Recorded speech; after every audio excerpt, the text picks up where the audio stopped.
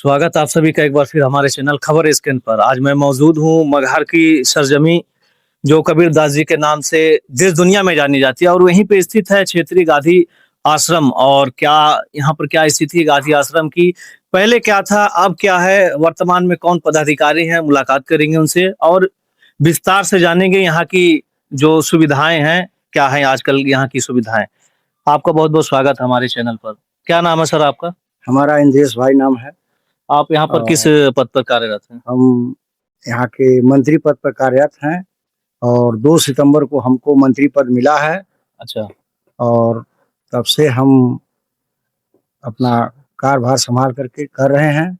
और यहाँ की स्थिति पहले तो बहुत खराब हो गई थी, लेकिन जब से मैं हुआ, अपने क्षेत्र का दौरा किया, देखा 15-16 भंडार हमारे अंडर में रहता था, उसको मैंने देखा तो हर जगह पूंजी के अभाव में सब भंडार टूट गए थे।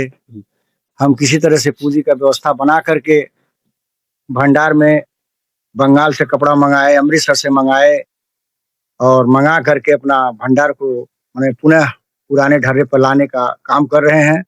और ये हमारा लक्ष्य है कि हम पुराने ढर्रे पर ले करके जो कपड़ा पहले मिलता था वो कपड़ा मिलना शुरू हो गया है। जब आपको जिम्मेदारियां यहाँ की मिली, आपको यहाँ पर क्या चीजें देखने को मिली? क्या सही है, क्या बंद है, क्या चल रहा, और क्या किन किन चीजों को दोबारा सुचारू रूप से चालू करने की आपको आवश्यकता लगी? हम जब यहाँ बैठे तो हमारा सब विभाग बंद पड़ा था। उसके बाद हमने अपने पूरे क्षेत्र का दौरा किया, जहाँ जहाँ मेरा भंडार कपड़ा का था, देखे तो सारे जगह कपड़ा बस केवल टुकड़ा दिखाई देते थे। अपने कर्मचारियों से मैंने पूछा कि बताइए आप लोग कैसे क्या कर रहे हैं। कहना कि देखिए हम लोग के पास कोई कपड़ा नहीं रह गया, पूंजी के अभाव में काम नहीं हो पा रहा है। अब पहले सरकार यहाँ अच्छी सुविधा देती थी, हम लोग को पैसा देती थी काम करने के लिए। अब वो सरकार जब से कांग्रेस गई तब से गांधी आश्रम को कोई सुख सुविधा नहीं मिल रहा है। इसलिए सरकार के गलत नीतियों के कारण हम लोग परेशान हो गए हैं। तो हम लोग अपना स्वयं व्यवस्था बना करके काम करना शुरू कर दिया और आज हम लोग अपने पैर पर हैं। यहाँ कर्मचारी वेतन नहीं पाते थे, वेतन का लाला पड़ता था, लेकिन आज हमारे कर्मचारी सब खुशहाल हैं। सभी लोगों ने वेतन पाना शुरू हो गए और हर जगह से हमको माल ताल मिलना शुरू हो गया और हमारा कार्य प्रगति पर चल रहा है। यहाँ के भवन की बात की जाए, भवन तो हमारा जो क्या अभी ठीक ठाक हाल में है भवन? नहीं, भवन तो हमारा पहले बड़ा जर्जर हो गया था, टूट गया था, लेकिन जब से हम हुए हैं तब से भवन जहाँ जहाँ टूटा उसको मरम्मत करा करके और उसमें कुछ काम करना शुरू कर दिया है। सरकार इस क्षेत्रीय गांधी आश्रम को कहाँ तक आगे बढ़ाना चाह रही है, या फिर कोई सहयोग है कि नहीं सरकार? नहीं, सरकार का कोई सहयोग नहीं इस समय। पहले था सहयोग जी। पहले हम लोग का वेतन मिल जाता था, उसके रिवेट से हम लोग काम करते थे, लेकिन अब कुछ सहयोग नहीं कर रहे, इसलिए हम लोग परेशान हो गए हैं। और यहाँ अगरबत्ती बनती है आज के प्रेजेंट टाइम में। हाँ, चालू अगरबत्ती का हाँ, नींब वाला साबुन बनवाते हैं, सरंजाम का काम करते हैं, चरखा बनाते हैं और चौकी बनाते हैं, स्टूल बनाते हैं, बेड बनाते हैं। हमारा सरंजाम का काम हम पूरा काम चालू करवा दिए हैं और वहाँ के भी हमारे कर्मचारी सब खुशहाल हैं, कहीं से कोई दिक्कत नहीं है। अभी लगभग कितने कर्मचारी आपके यहाँ का? हमारे यहाँ लगभग 20-22 कर्मचारी हैं पूरे सेंटर को मिला करके। कर्मचारियों की संख्या काफी घटी है। घटी है। घटी क्या कारण है? घटी इसलिए है कि मतलब यहाँ मतलब वेतन नहीं मिलता था और सरकार यहाँ कोई सुविधा नहीं दिया, इसलिए रिटायरी लागू हो गया और रिटायर होते चले गए। नई भर्ती हो नहीं रही है क्योंकि पूंजी के अभाव में कर्मचारी को रखना ठीक नहीं है, इसलिए हम लोग कर्मचारी घटते चले गए। वर्तमान में कितनी इकाइयां हैं? इस समय लगभग 16-17 हैं हमारे पास भंडार।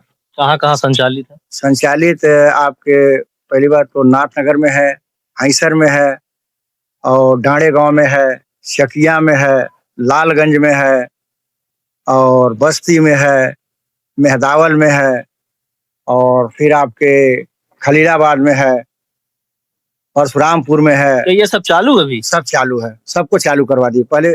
ये आपके कार्यकाल के बाद? हाँ, कार्यकाल के बाद चालू। अभी 20 साल से एक भंडार हमारा बंद था परशुरामपुर में जी। मैंने उसका रंगाई पुताई करवा करके और भंडार में सारे कपड़े रख करके चालू करवा दिया। आज वहाँ के व्यवस्थापक कितना खुशहाल है, वहाँ की जनता इतना खुशहाल है, इतना उत्साहित है कि कम से कम गांधी आश्रम को आपने चालू करवा दिया। 65-66 में यहाँ संस्था का कार्यभार शुरू हुआ और गांधी आश्रम की स्थापना राष्ट्रपिता महात्मा गांधी ने जेपी कृपलानी जी के पैसे से 1920 में गांधी आश्रम की स्थापना किया। स्वदेशी बनाओ और विदेशी का उन्होंने होली जलाया और धीरे धीरे धीरे धीरे बनता हुआ गया। जब 1947 में भारत आजाद हुआ तो कांग्रेस की गवर्नमेंट बनी, क्योंकि जेपी कृपलानी जी भी कांग्रेस के थे, गांधी जी भी थे, सारे लोग थे। तो गांधी आश्रम का एक स्थापना हुआ। इसका सबसे पहले स्थापना हुआ मेरठ में। मेरठ से शुरू हुआ। मेरठ के बाद से फिर अकबरपुर आया। अकबरपुर के बाद से 64-65 में गांधी आश्रम, क्षेत्रीय श्री गांधी आश्रम, अब देखे होंगे वहां लिखा होगा क्षेत्रीय श्री गांधी आश्रम मगहर और जनपद बस्ती के नाम से ये सोसाइटी का रजिस्ट्रेशन हुआ। भारत सरकार हमको संस्था को पैसा देना शुरू किया, ब्याज 4% ब्याज पर, कुछ लोन पर, और कुछ ऐसे पैसे दिए जिसको ग्रांट दिया उन्होंने लिया नहीं। उसके बाद संस्था हमारी चलती रही। चलते चलते चलते चलते धीरे धीरे धीरे धीरे कार्यक्रम चलता रहा। उत्पादन होता था, रंगाई होता था, छपाई होता था, धुलाई होता था, सिलाई होता था और पूरा कार्य यहीं से गौन होता था। जब भारत सरकार को ये लगा कि बहुत अधिक क्षेत्र बढ़ गया है तो उन्होंने 90-91 में इसका वित्तीकरण कर दिया।